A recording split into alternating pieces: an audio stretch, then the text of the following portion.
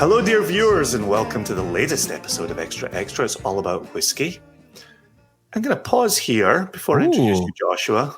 Okay. Because now I've done such a good job of getting viewers tucked away in my head brains. Mm-hmm.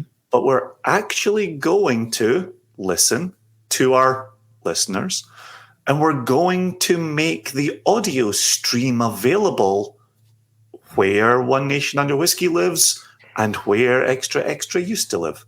I'm so glad you brought this up, and you front loaded this bit, right? So that the viewers / now listeners can hear this. Yes. How many people have reached out to you to say, that's great and all, but I'm not a YouTube person. Why can't I hear you in my ears? And so we're gonna take the double pronged approach of And so many of those people said you have faces for podcasts. Like, I found that a little hurtful.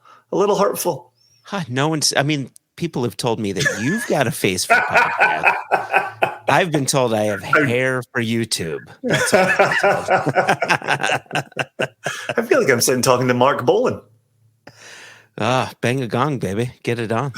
And you shouldn't open that door. He. Yeah, right there. Is Joshua Hatton, and I am Jason Johnston Yellen.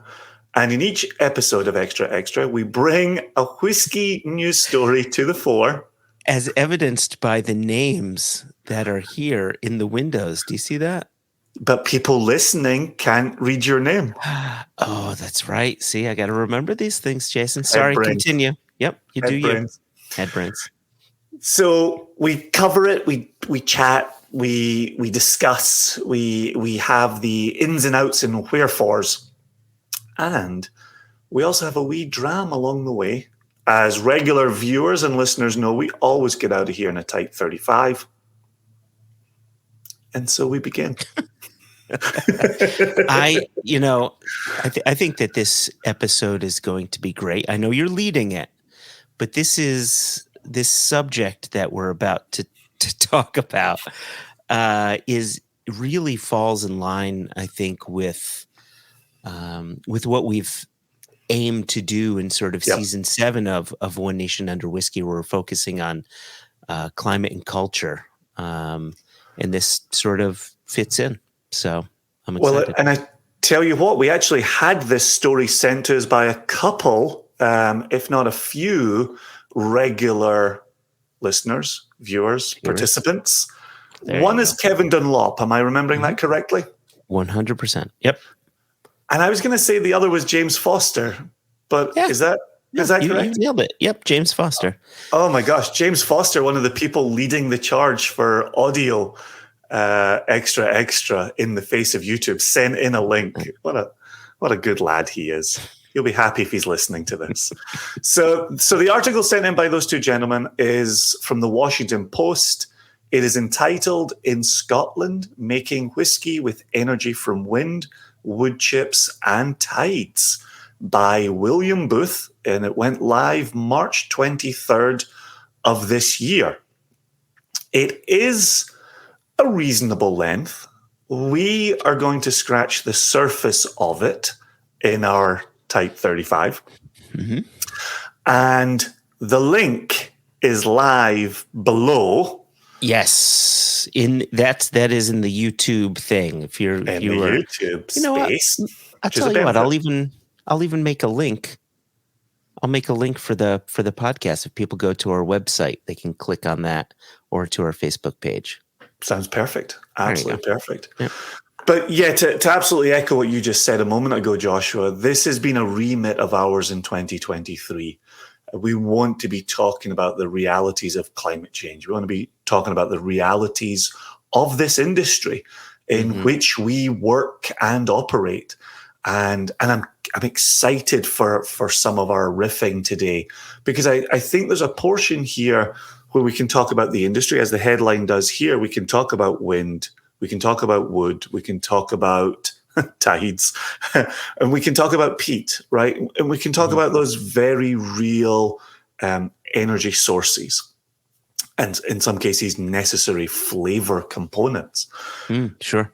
But I think there's a wider question in play within our industry, and that's something I would say up my sleeve, but I don't have much sleeve on today. It's quite pleasant in Virginia today, but I do have this stored away for later. So, where do we want to begin, Joshua?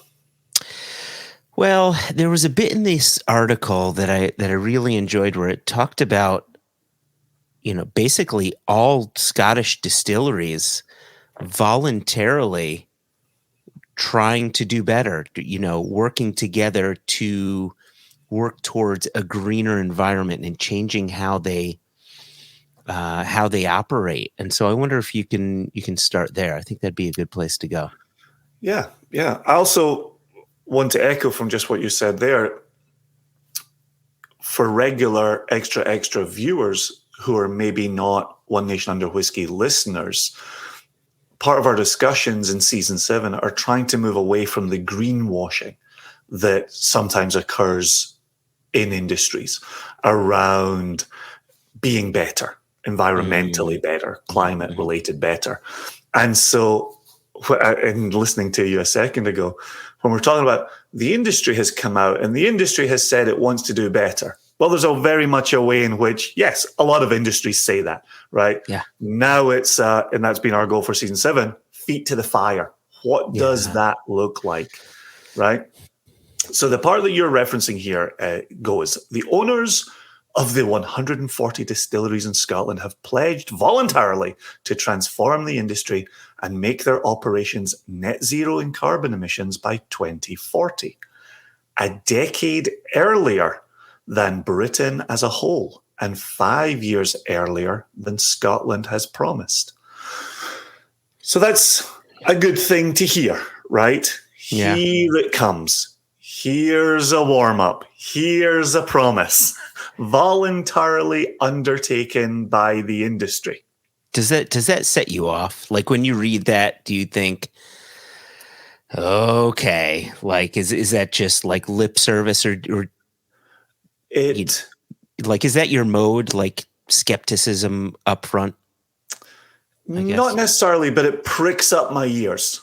Okay. Because I'm thinking, okay, you're making a pledge. Pledges aren't necessarily worth the paper they're written on, even when that's digital paper.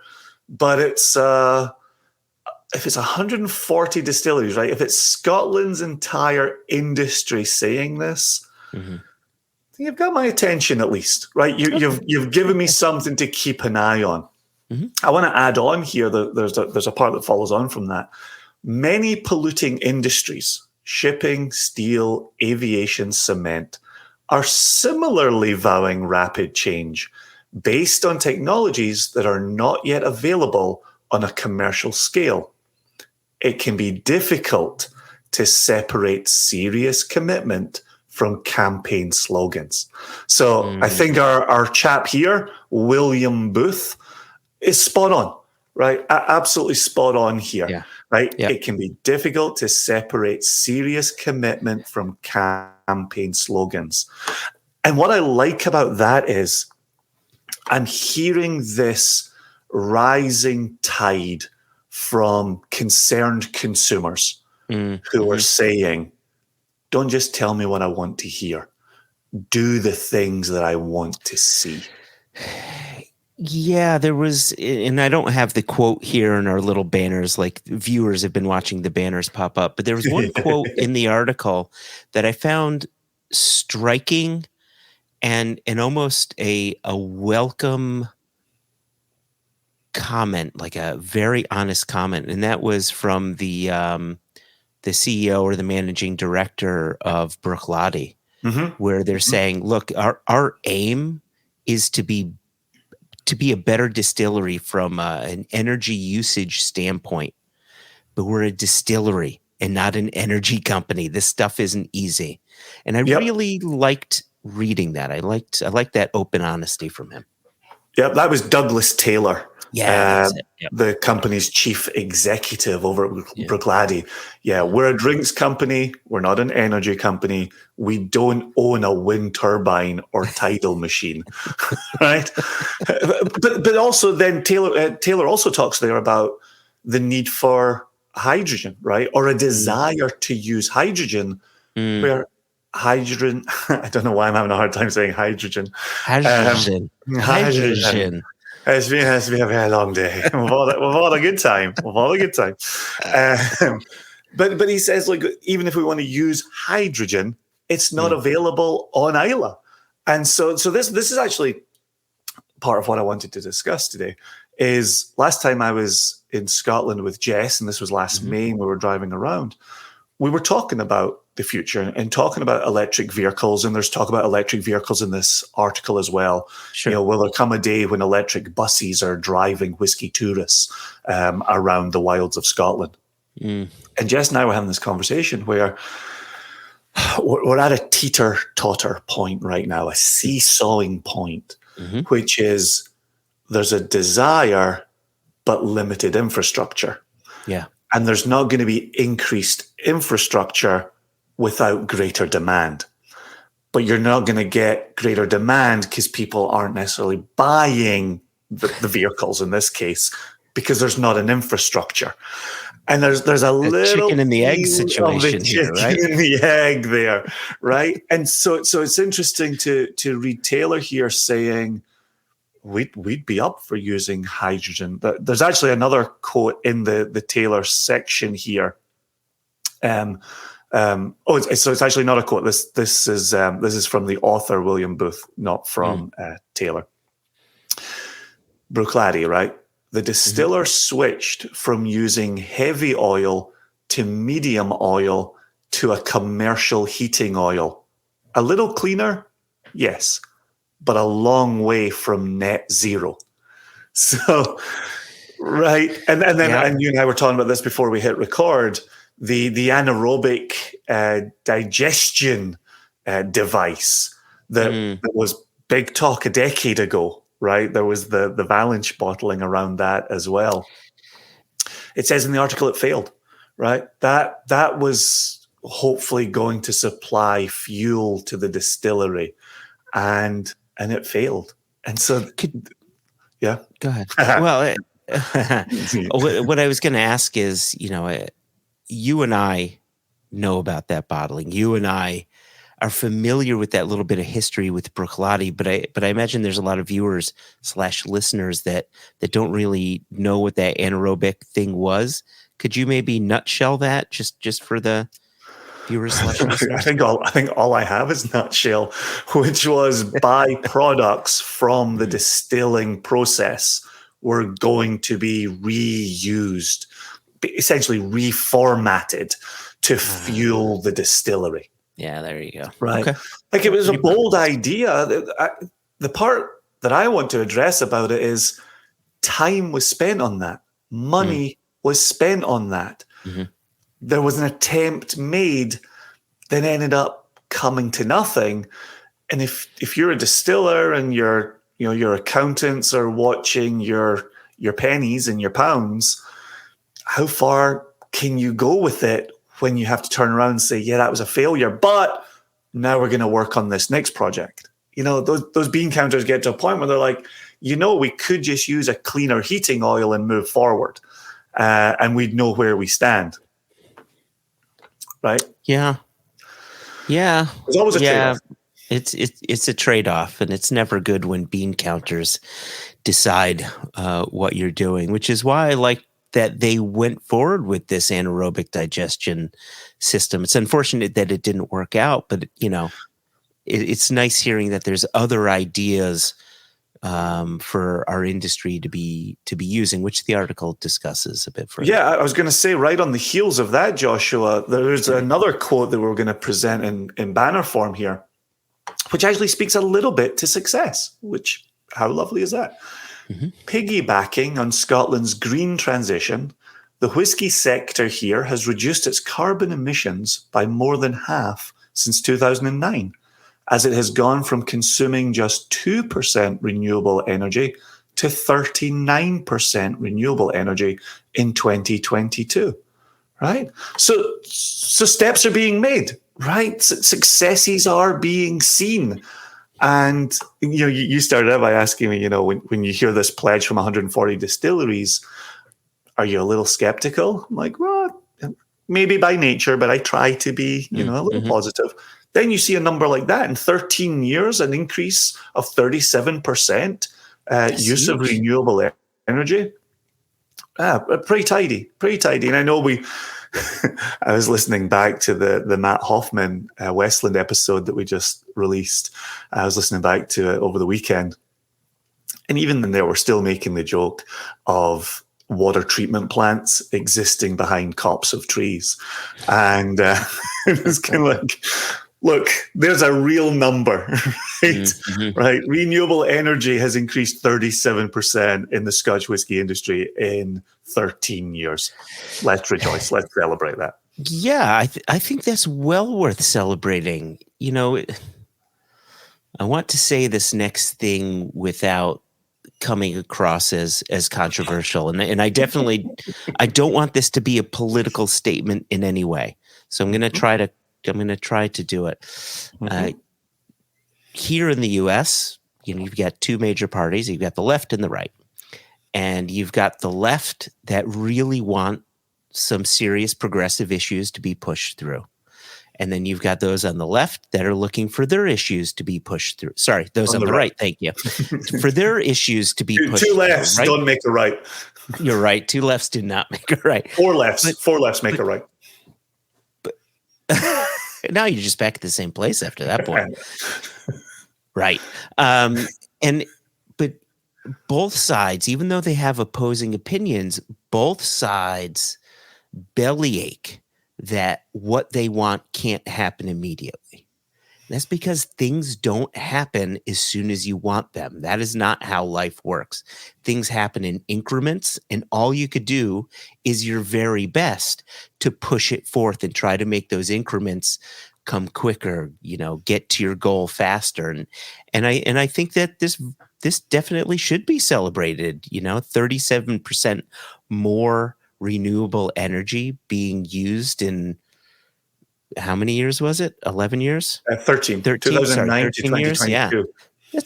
That's awesome. That doesn't mean, great, we've done it. Now we don't have to do anything. It means you've hit that goal. Let's go to the next one. Yeah.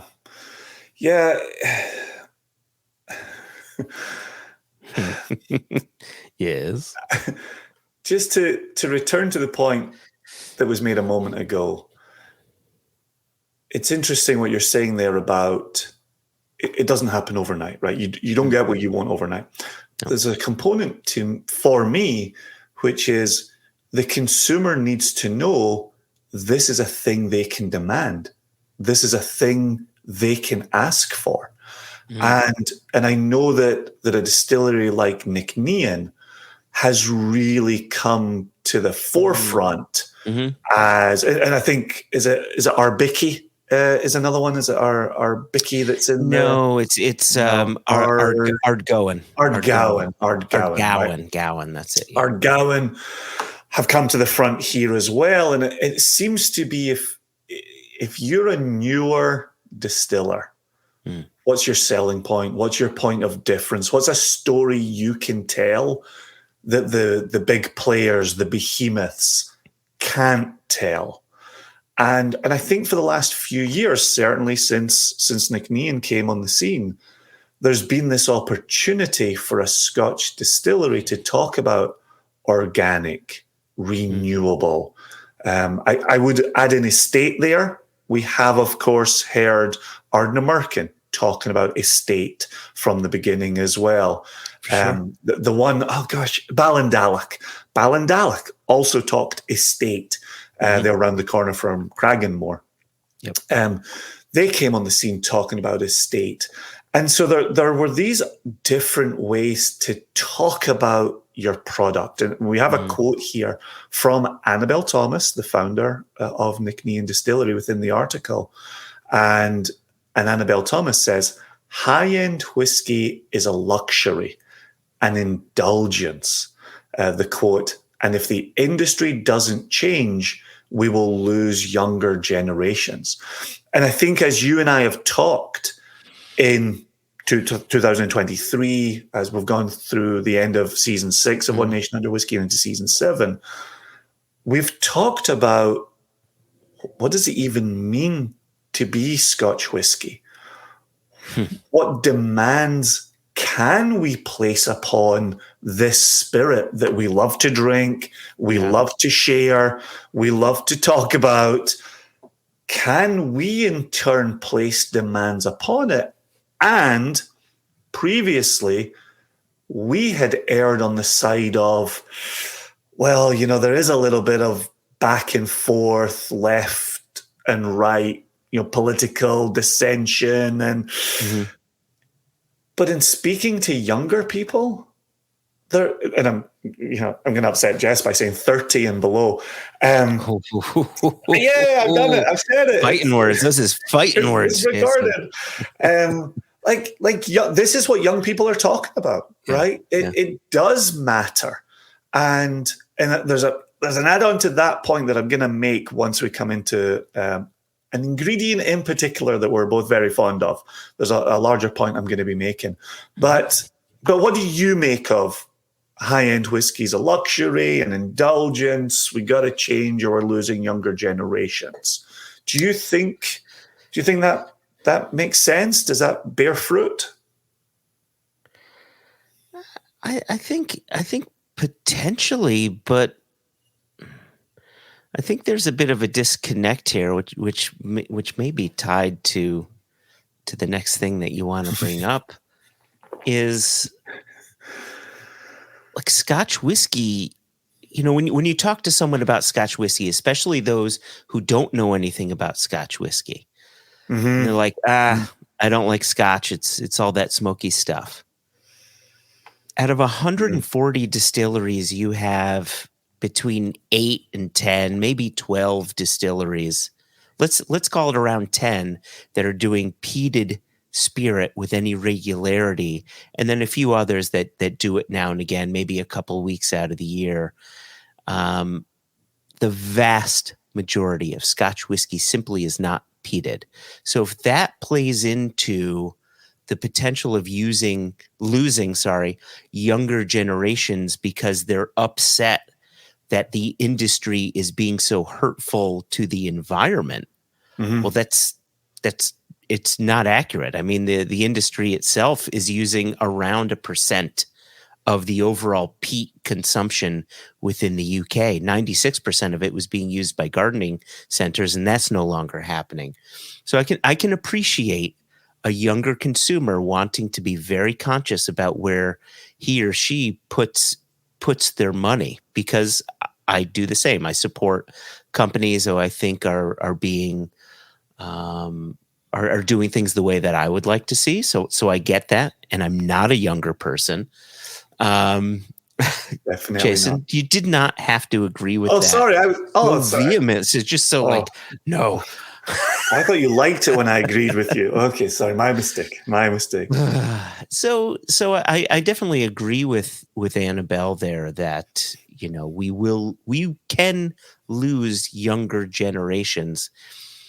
I think the Scotch whiskey industry is doing its part to help offset that potential, but I think that the industry as a whole needs to do a better job of educating consumers as to the realities of peat usage with Scotch whiskey, like specifically with that, right? Specifically with that. So hold off on peat for a moment, because we're definitely going to circle back to peat. But if you think about wind, well, you end up with turbines that are on hillsides that many people think are an eyesore. If you think about burning wood chips, you're spending a decade building out a forest, growing a forest, right? Comes with an Allen key. You reach out to IKEA, they have the whole thing, the whole forest for you. Right. To then burn it and put it back into the atmosphere, right? If you think about peat, we're digging up carbon, and now we're putting that up into the atmosphere as well. If you think about the water, right? We are in some instances facing drought conditions in certain parts of the summer in certain parts of Scotland. Nobody ever saw that coming. So this high intensity of water usage, right? So we can identify the problems. The problems are pretty clear. It's an industrial process that happens oftentimes in rural communities. And that's always been partly one of the fascinations for me with Scotch, is where distilleries live and reside, right? You don't have to go to Scotland. You don't have to go to Glasgow, Edinburgh, Aberdeen, Inverness, Dundee, Ayr to see factories in operation in these cities. You go on a ferry to Islay, you go on a ferry to Jura, you cross the Skye Bridge to Skye.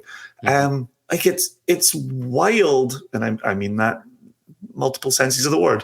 It's wild where we make whiskey in Scotland.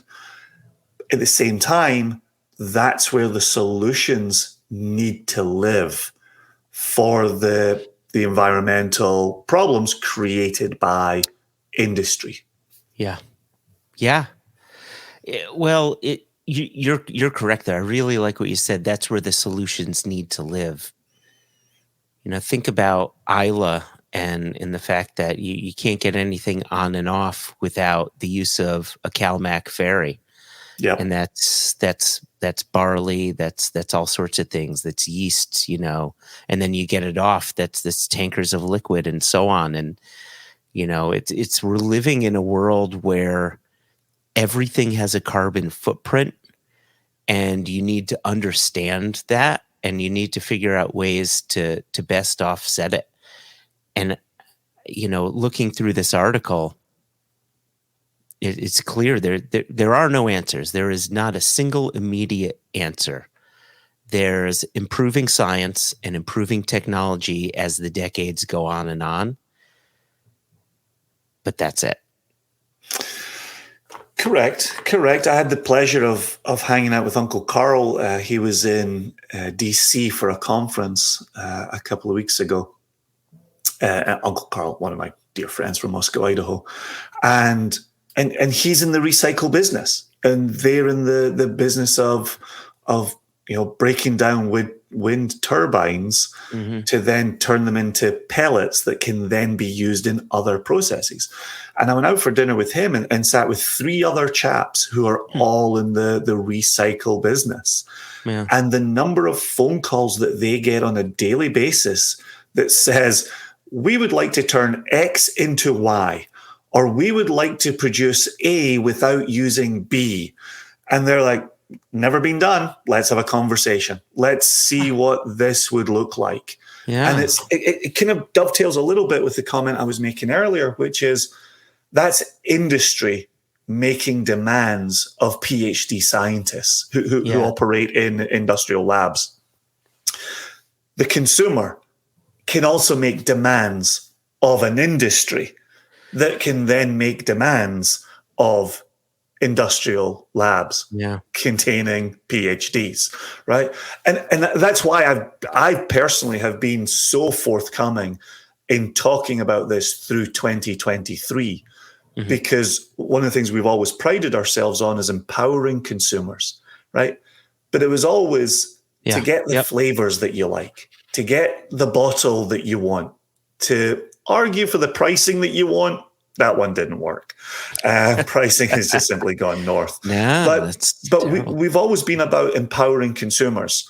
And I think the conversation that we're having in 2023 and beyond is about exactly that. Make these demands. Know that you can make these demands. And now with today's article, know that 140 Scotch distilleries are listening to the demands that you're making upon them. Now, the counter to that might be calm your jets if you want to see improvement tomorrow. It might take a little bit longer for your Lagavulin to come around or your Balvenie to come around. But know that there's Nicnean. Know that there's Ardgowan. Know that there's Ardnamurchan, right? Know that other distilleries that we haven't named are trying to improve as well. And educate yourself. I think you were right a moment ago when you said the industry needs to educate here, right? Yes. Individual brands need to make this a part of their marketing strategy. And by that, I do not mean greenwashing. I mean articulating your efforts in a clear and concise way that consumers can get on board with you or pause their purchasing with you for the moment, knowing that they might return to purchasing with you in another couple of years or a few years. But it's a bigger movement, right? And I love that feeling that this is being heard and that this means something to the industry.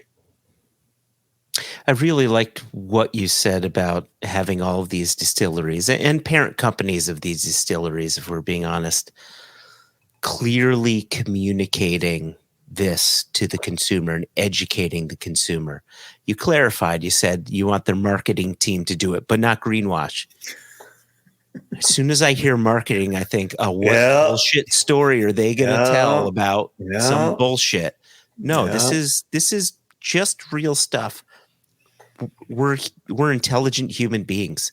Talk to us as if we're intelligent human beings, and you can sell to us by just saying, hey, this is an issue with the climate. We're looking to do better by doing A, B, and C. And then you just update people. Hey, it doesn't have to be marketing bullshit. It could just be clearly communicated efforts. That's all.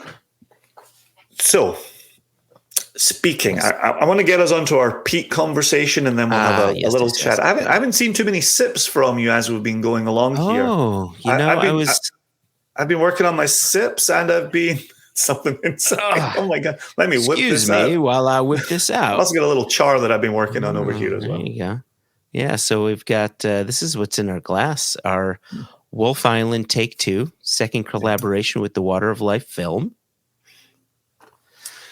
But before we get to that conversation, I want to circle us back, because there was, as we're talking marketing, as we're talking bullshit, also makes me think about early in One Nation Under Whiskey when we covered misconceptions, right? There is a quote in the article from the author that says, but peat, the other ingredient we're holding off on, is also central to the deep traditions of many Scotch whiskies, helping to give them their smoky flavor. None of the major brands have changed their recipes. Well, if you're Glenlivet, you don't need to change your recipe. If you're Glenfiddich, you don't need to change your recipe. If you're Glenmorangie, you don't need to change your recipe. Right? You don't have to keep on going and potentially make an incomplete list, Jason. I was going to go through 128 distilleries. It's a tight 35, man. Right, So here's one thing. So you are correct. I was correct. And there's a clarification that needs to be made here. Of the 140 distilleries, maybe 130 or so of them, or let's say maybe 10 of them are doing peat with regularity, and the rest are either not doing any peat whatsoever, or maybe a little peat here and there. I think part of the reason why peated whiskey seems so prevalent within Scotch whiskey is the sheer number of blends that are using a proportion of peated whiskey in the blend to present a product. And the fact of the matter is, the peated element tends to be a smaller part of that overall blend, but peat is very impactful in flavor. But if you were to really sort of put blends to the side and look at the distilleries directly, few of them are actually using peat.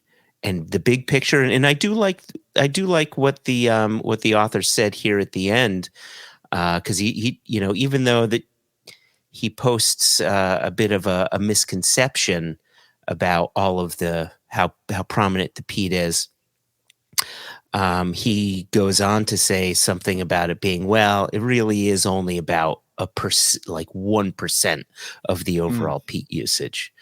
I was correct for the yes. Right.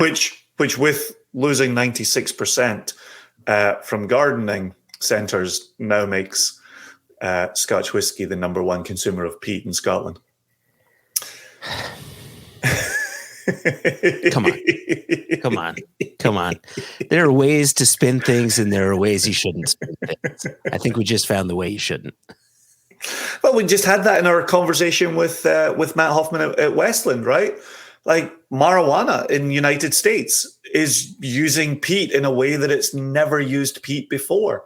And so while Westland talks about using, a very small portion, what was it, 2 cubed yards or something like that? Yeah. Right, from 50,000 total acres in the state of Washington. It's a small percentage. It is being used, right? Which brings me to my bigger point here, which piggybacks on what Annabelle Thomas was saying, which was we're in the business of an indulgence, right? We're trying to find ways to make our indulgence work environmentally. And early in the article, William talks about the Scotch whisky industry being a $7 billion industry, right? Worth $7.5 billion in 2022. So much money. Yeah, so right? much money. So on one hand, it's an indulgence for us as consumers. It's necessary from an industry standpoint. It's a behemoth, right? One would hope it's raising tax money somewhere, even if that's London. Choke, paging all elites right now. Rise up. Right? Should we be able to keep demanding peated scotches if peat, as one issue among other issues, is problematic? Would it be beneficial if we turned around and said, we can fix some of the energy problems to produce whiskey, but the peat is a non-starter? See, I think there is a potential way around it. Maybe not. We always have ways to change how we approach things. Let's look at America in the 1700s, right? There was a period in time where the growth of marijuana was required. If you had a farm, you had to grow marijuana specifically for hemp because the hemp was used for so many things. It wasn't necessarily like, let's grow this so everybody can get high. Hemp was just a very renewable resource that could be used for so many different things. I was sure you were going for whale oil with this analogy. And then you said marijuana and you just blew my mind. Marijuana usually does blow one's mind. So I think of that solution, right? Like we can get back to using that. We could be using bamboo, like, Nick Neen, Arden Merck, and a few others are using wood chips to be burning things. What about bamboo? Bamboo can grow almost anywhere. Grows fast. It's incredibly renewable. Invasive species, in fact. It's an invasive species, right? So you grow up, then you're getting rid of it, right? You can something that maintain. It's a job growth opportunity, things like that, right? So there's ideas like that. But then you hear about those that are harvesting peat for whiskey production, and they're shying away from digging deep trenches that drain out the water, right? And maybe going more surface and then putting the top back on so that they're not negatively affecting the peat bogs, killing them off and releasing all the carbon into the air. There are ways to do it that are better than ways we had previously had been doing it. And I think that's the approach. It's always to look for alternatives. Don't get me wrong. I agree with you. We work in an industry that is an indulgence. It's a vice. It is not required whatsoever. But because it's not required, it's on us to ensure that we're doing right by our planet and by those who live on it. Nice. I like that. I'm going to use that as the perfect transition into our very delicately peated take two. You can see our friends at The Water of Life here, that wonderful film made by Greg Schwartz and the rest of the team over there. We've been working with them closely. And there's some details. It is, 1, 2, 3, 4, 5, 6 casks. 5 of them are unpeated from an island distillery. Oh man, I thought you were going to say the distillery name. So close. And 1 is peated from the same island distillery. This is a single malt, as you will see, single malt Scotch whiskey. So it is a single unnamed island distillery with 6 casks bottled at 48.8% alcohol, and 1,600 bottles came to the United States of America. And just, you pointed this out before, but this is, where is it? Take 2. So this is the second batch in the series, and I've been doing a bunch of tastings highlighting the 2 bottlings. Take 1, which was released early-ish 2022, I want to say, or maybe late-ish 2021. I don't know how time works anymore.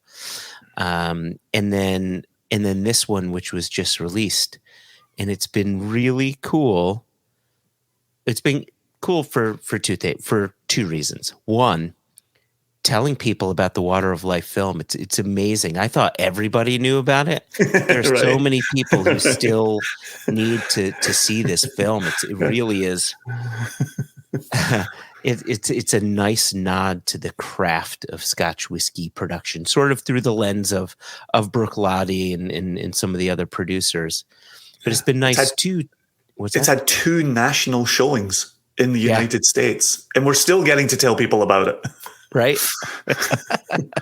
Yeah, it was on PBS to the tune of 2 million viewers at one time watching it.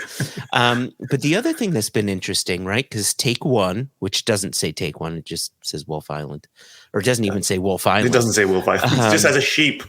Yeah, it just has next the sheep. to a boom. Take 1 and Take 2 are whiskeys from the same distillery. We've told people that. We won't tell people what distillery it's from.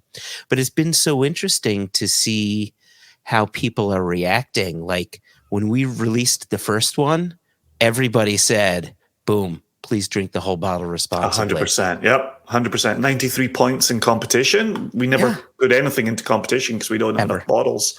Yep. And 1,600 bottles meant we put into competition. 93 points. Tickety-boo. And then I do these tastings and I ask people, okay, which one did you like more, the first or second one? And more people like the second one even more than the first one, which has been really cool. Do you think people like new things? Everybody do you think that's like, do you like the new iPhone more than the last iPhone? And folk go, oh yeah. Obviously they have technological improvements as they go through phones. iPhone. Barely. But yes, I said it. I'll throw down the gauntlet. Come at me, Tim Cook. I'm on YouTube. You know where to find me. So I don't know what came over me there, talking to you on my MacBook Air with my phone beside me, my AirPod in my ear. I know Apple's lawyers are coming over to you. Yeah, it's been cool to see that, because there haven't been changes. It's the same recipe, right? It's 6 casks. It's 5 unpeated, 1 peated, between 7 and 9 years of age, all first fill bourbon, 48.8% alcohol. Just a different set of 6 casks to show that it's a separate batch. Yeah. Bright, fruity, bit of citrus, little bit of that peat to the back, like a warming peat, a Highland style peat, I would say, rather than an Islay style peat. There's like really, really rich, chocolatey even. It's interesting that you get chocolate. My palate focuses on this sort of lemon meringue thing going on, almost a lime meringue, right? Just this bright citrusy sweetness, Key followed lime by pie. creamy. But that creamy. There you go, key lime. I like that. Yeah. Yeah. Do you And have then a favorite? Oh, go ahead. oh gosh, do I have a favorite pie? No. Well, we could talk about favorite pies. Easy. Cherry, just for those keeping score at home. She's my cherry pie. I liked it before the song, but yeah, there is Okay. a song about my favorite pie. Anyway, what were you going to ask? Well, I interrupted you, and you were going to say something, and I have a feeling we may have lost it. I was just going to go on about the pepper, right? Where does the pepper manifest? How does it play around that liminess, that brightness, that fruitiness, that little bit of smoke, right? I 100% stand by it. You and I rail against marketing bullshit all the time. That hashtag has never been truer than it has been with Wolf Island 1 and Wolf Island 2. Like, this was one sitting with the the Water of Life team in DC. We hit it and we kept hitting it. And we nearly recycled the bottle on the Monday after popping the Vino Seal on the Friday. It's just incredibly drinkable. Even sitting here talking to you, it's hard not to pound it. And we really do say hashtag, please pound it responsibly. That's a different podcast you and I do. Oh, that's a completely different podcast. Yeah. So what were you going to ask me? Fun. Since we got to get out here in a tight 35. Nah, I forgot. As I grew up with my father saying, sure as shite, sure as shite. Sure as shite, Josh Hat won't forget something. So let me, yes, I will. You know what? Because I'm a considerate lover. I'm a considerate person. I knew you were going to say that. I knew you could not say considerate without saying lover after it. Go easy. So, yeah, I just wanted to make sure you got your thing. And listen, we are towards the end here. So, last things I'll say is for this Wolf Island Take 2, it's just now hitting store shelves. And it continues to go out there. It's not in every market, but you could check out winesearcher.com, or you can email office@impexbev.com and they'll help you find a bottle. Fantastic. For sure if you'd like. I think this should be around $80-ish, $85 on the shelf, somewhere around there. Interesting. I wouldn't be surprised if it went as high as 90 in some markets, but it's good to hear you can hold out for 80 in other markets. It always gets controversial when suppliers start naming retail prices. Retailers you can get this $5. $5 exactly. Yeah, retailers hate it. If a retailer didn't take a margin on it, no. Anyway, so there's that. I wanted to get that out there because it's such a great drinker, and I'd hate. There's only 1,600 bottles. I would hate for people to lose out. The other thing that I wanted to say as well is just a reminder to people that this YouTube is also going to be a podcast.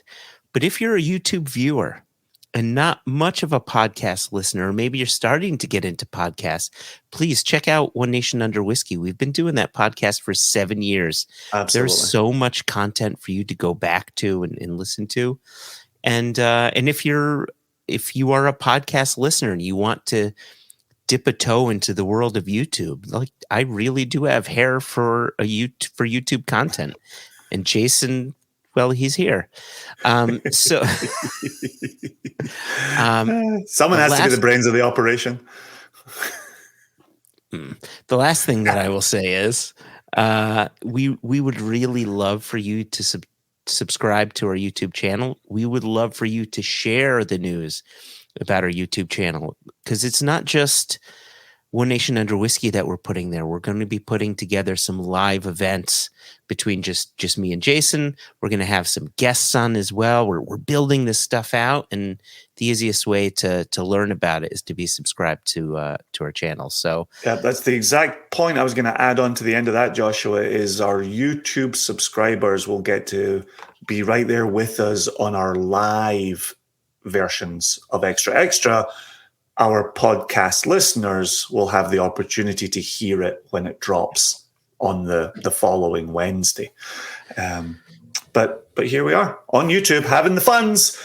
Drop us an email if you fancy it. We got emails of today's story and we actually followed through and used them. So thanks to Kevin, thanks to James, thanks to others who mentioned it to us along the way. And you can email us either questions@onenationunderwhiskey.com, no E in whiskey, or info@singlecasknation.com. And Joshua, we have a question in the info account that we will be using on the next One Nation Under Whiskey. Lovely jubbly. I'll tell you, I like what you said before, having the funds. That's so much better than having the runs. Am I right? Speaking of, gotta go. Gotta go. Joshua, All right. viewers, listeners, we're all in this together. Let's be conscientious consumers. And until next time, we'll get out here like we always do by saying peace. Peace.